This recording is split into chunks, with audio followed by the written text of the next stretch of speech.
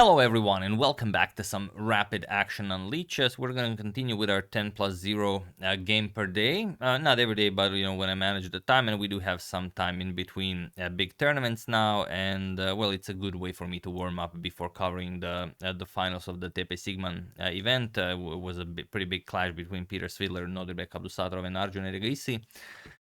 So yeah, let's play a game, and as usual, I will try to explain my thought process as clearly as possible for lower rated players to get an idea of how to treat a game.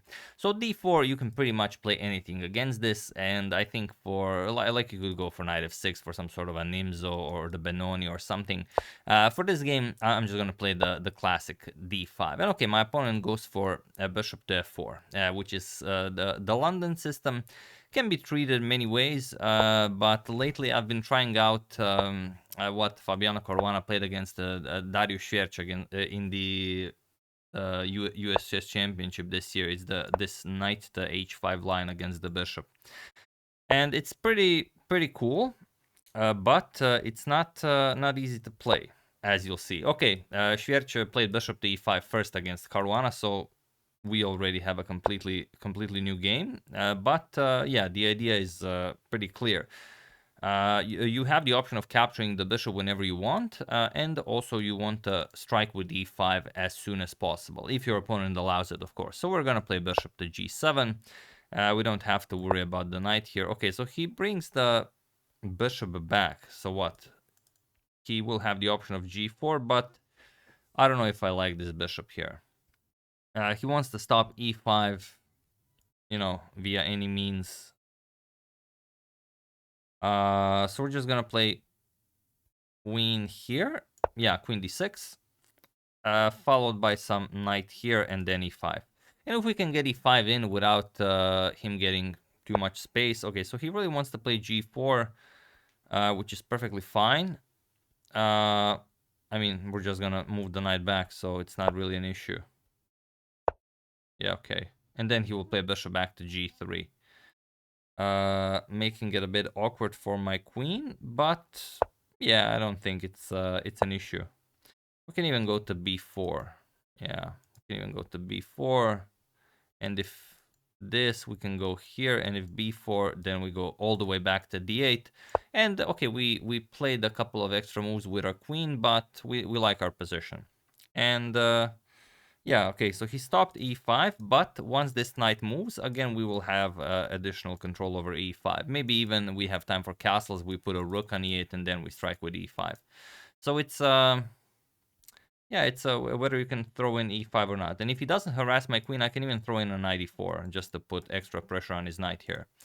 So it's very annoying to play against the London system, but if white doesn't know how to treat this weird, this early g6 knight h5 properly, could be very odd. But you have to be careful. I did play a bullet game once where I tried this setup, and somehow I had my queen on d8, and my opponent had the bishop, of course, on g3, and I didn't realize it, but he, somehow he managed to play knight to b5, and he trapped my queen with bishop to c7.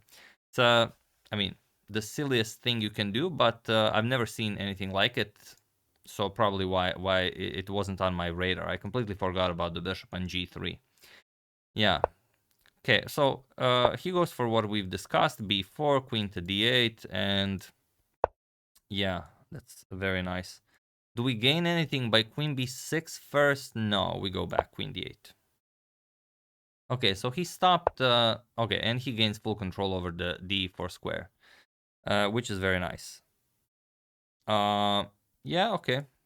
So now the question is, do we castle? If we castle, do we run into some sort of a... Yeah, I don't think we do. Yeah, I think it's perfectly fine to castle here. For the moment, this can't be done, and if g5, then we're gonna grab the h5 square with our knight. Okay, so he just offers to trade everything. This is, and maybe even to play f4. Yeah, this is, I mean, this is okay, but I don't think you really can achieve any advantage with white after this has been played.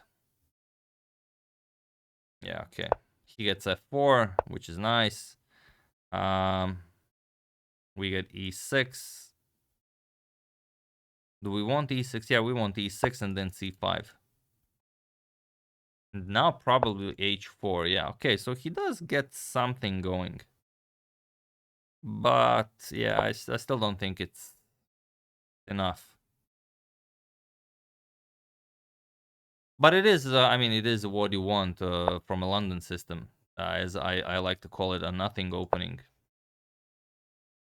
White has nothing, but you can maintain the nothingness for a very long time. Okay, so what is this? Okay, so he wins some dark squares here.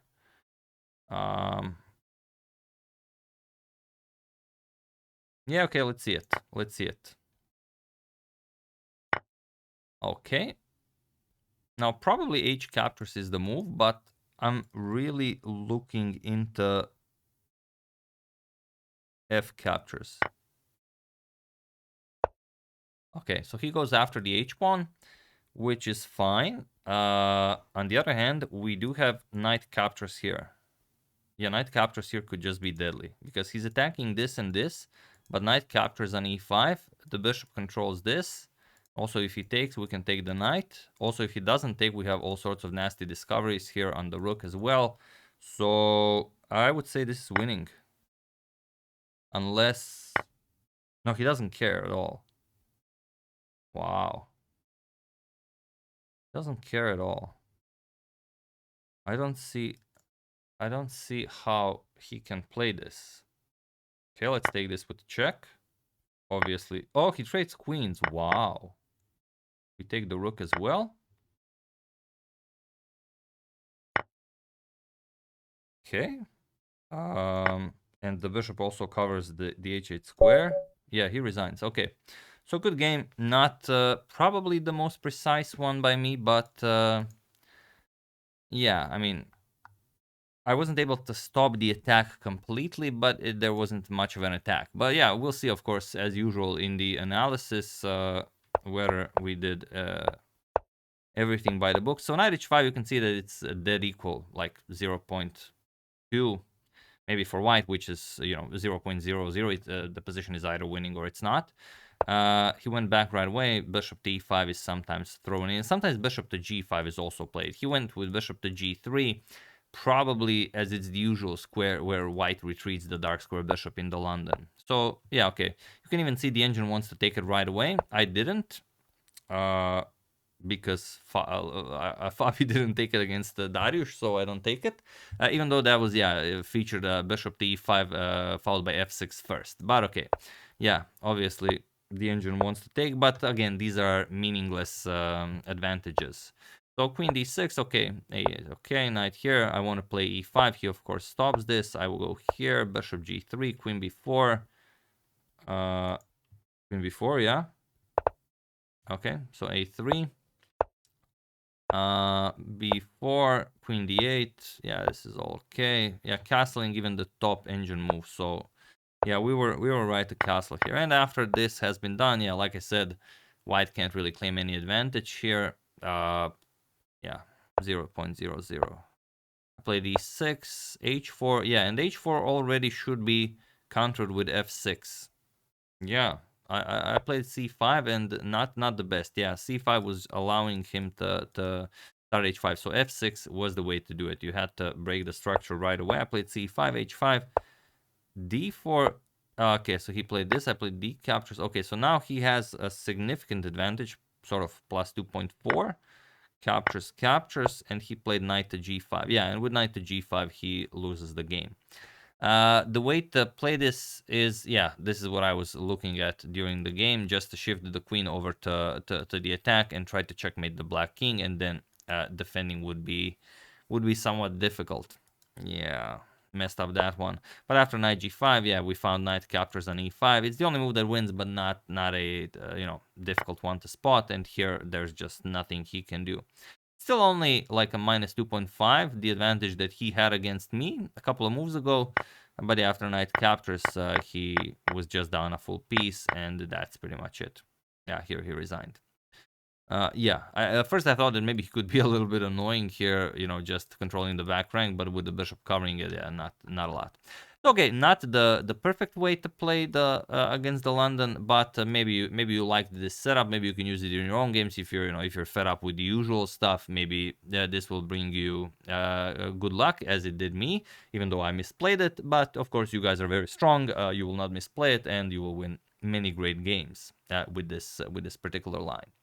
So yeah, that's the game. Hope you guys enjoyed it. As usual, you can check 2 of my previous videos here. Thank you all for watching, and I will see you soon, continuing to check up on your wonderful suggestions and whatever else happens in the chess world.